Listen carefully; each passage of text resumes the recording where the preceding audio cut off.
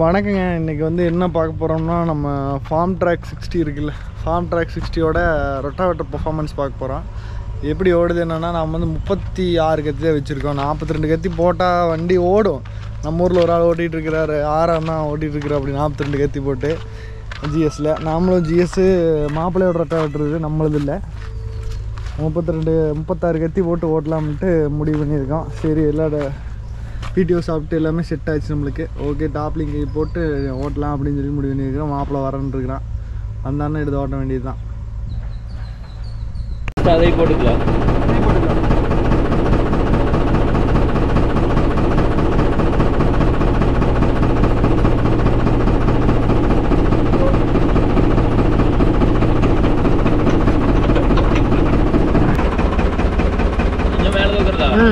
பின்னாடி வா, பின்னாடி வா, கொஞ்சம் பின்னாடி வா, பின்னாடி பின்னாடி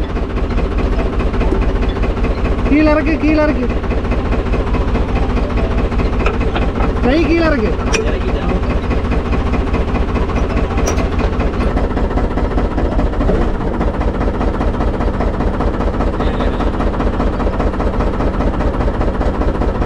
முன்னாடி வா, முன்னாடி முன்னாடி லைட்டா தூக்கு, லைட்டா தூக்கு.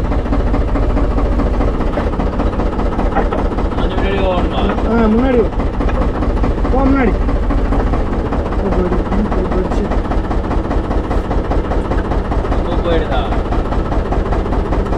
கீழே இருக்கு, கைய கீழே இருக்கு.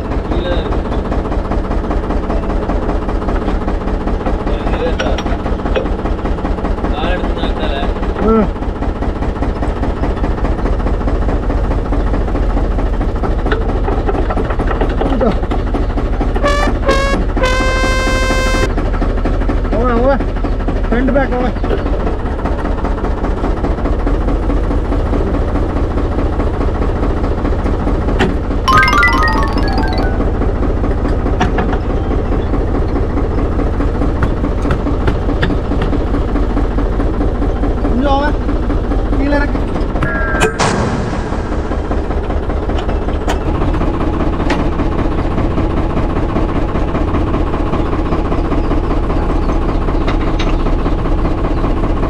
முன்னாடி போறேன். ஃப்ரண்ட் போ, ரைட்டா ரைட்டா ரைட்டா.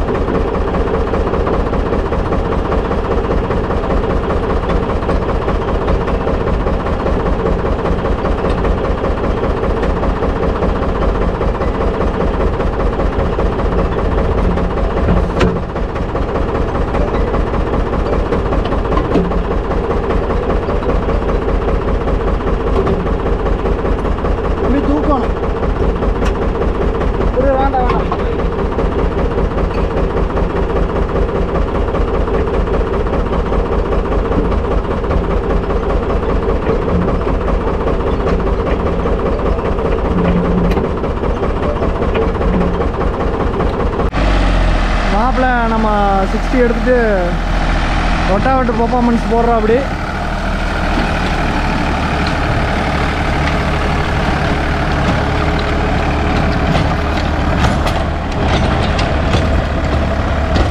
பார்த்தீங்கன்னா ஃபினிஷிங் இந்தளவுக்கு வருது.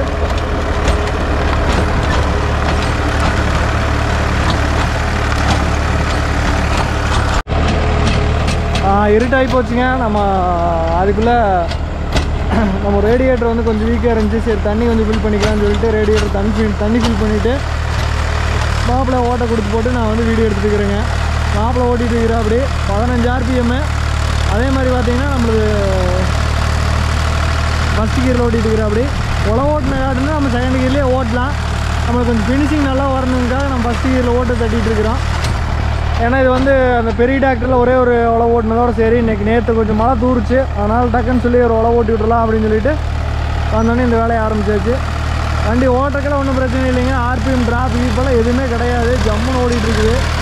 உள்ளே இருட்டாயிடுச்சு. காலையில் ஃபீல்டோட ஃபினிஷிங் காமிக்கிறேன் எப்படி இருக்குன்னு சொல்லிட்டு.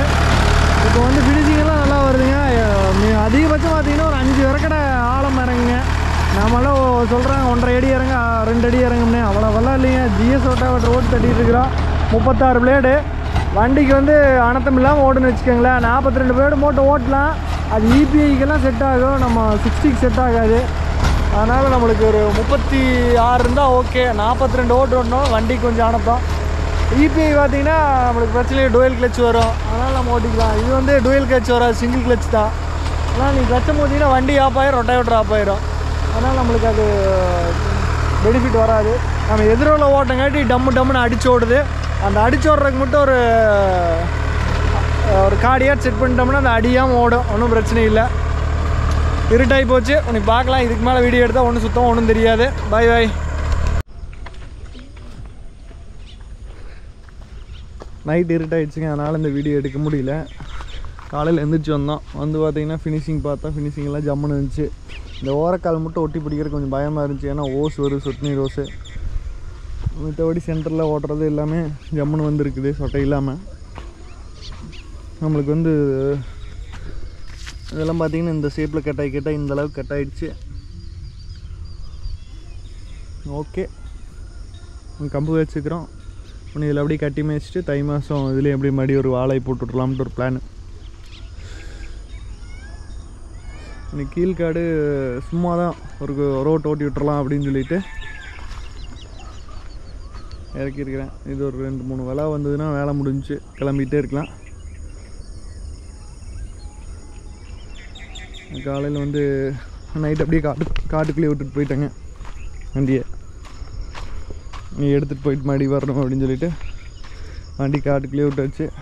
அது எப்படி விட்டுட்டு போய்க்கன்னு பாருங்க, வண்டி சாவியோடய விட்டுட்டு ஓட்டிட்டேன்.